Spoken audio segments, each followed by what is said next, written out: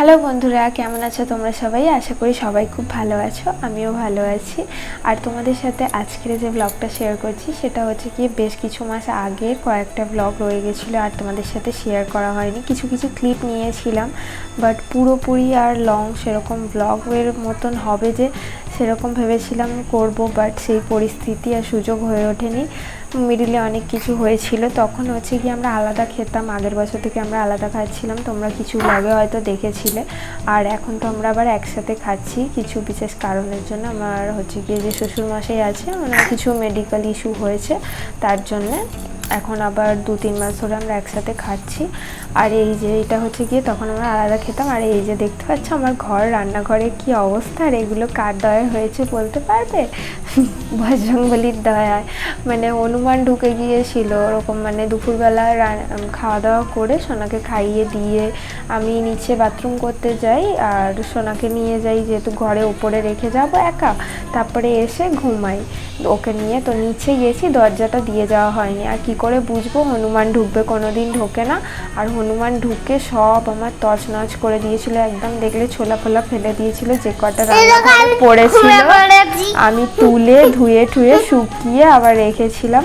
আর তারপরে সোনাকে ঘুম পাড়িয়ে দিয়ে এই যে বিকেলে জল আসতে যেগুলো ডিপেগুলো ফেলে দিয়েছিল বাইরে, হচ্ছে গিয়ে সোনার দাদু মানে আমার শ্বশুর তুলে এনে দিয়েছিল, সেগুলোকে আবার ধুয়ে ঠুয়ে রেখেছিলাম, কারণ আবার সব ডাল ঠাল রাখতে লাগবে। আমার মুগ ডাল, মুসুর ডাল, ছোলা সব কিছু হচ্ছে গিয়ে খেয়ে ছড়িয়ে দিয়েছিল। আমার মেয়ের মুসলি, তারপরে এই যে ডিপে টিপেগুলো, আর একটা ডিপে তো ফাটিয়ে দিয়েছিল মুগ ডালের ডিপে, আর তার ঢাকনাটা পাশের বাড়ির কাকিদের চালে ফেলে রেখেছিল।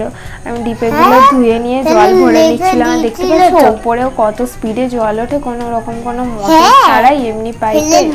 আমাদের ওইখানে জলের প্রেশার খুব, আর আমার বাপের বাড়ির ওখানে তো মানে জলের প্রেশারটা প্রচন্ড কম।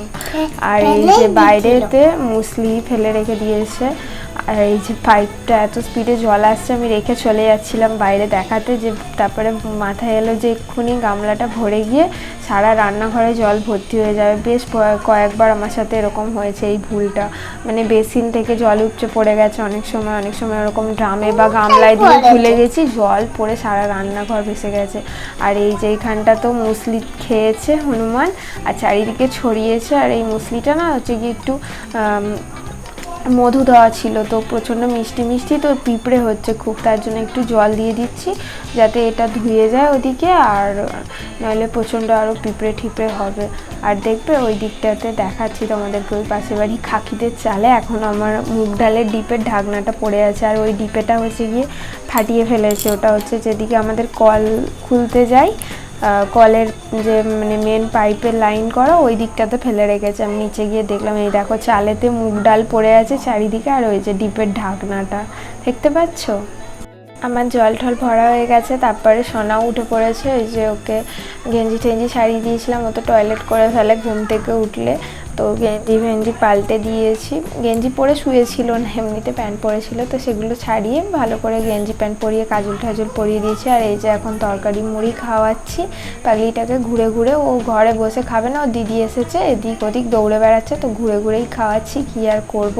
আর এই যে দুষ্টুমি করছে, খেতে চাইছে না বলে ওর দিদি ওই জন্য বলছে আমি চলে যাচ্ছি, খেয়ে নাও নইলে আমি চলে যাব। ওই জন্য আবার দরজা খুলে দিতে বলছে, আবার খুলে দিতে চলে এলো। এরা দুজনে থাকলে মানে আমাকে পুরো পাগল করে দেয়। আমার ঘরটা যেরকম তোলপাড় করে দুজন মিলে, আমার মাথাটাও পুরো তোলপাড় করে দেয়। আর রোদ আছে ভালো এখনও অবধি, ওই জন্য এই যে নাইটি ফাইটি সোনার যে গেঞ্জি প্যান্ট ভিজেছিল সেগুলো মেলেছিলাম, এখনও তুলিনি, তুলে নেবো। এখনও তো সন্ধে হতে বাকি আছে, সন্ধে নামতে এখনও বেশ ভালোই আলো আছে, আলো কি রোদের তাপও আছে এখনও অবধি ভালোই। আর এই যে ঠাকুর ঘরের এখানে এসে ঠাকুরকে যে জল দেয় সেগুলোকে নিয়ে ওরা শুধু খেলা করবে দুষ্টু।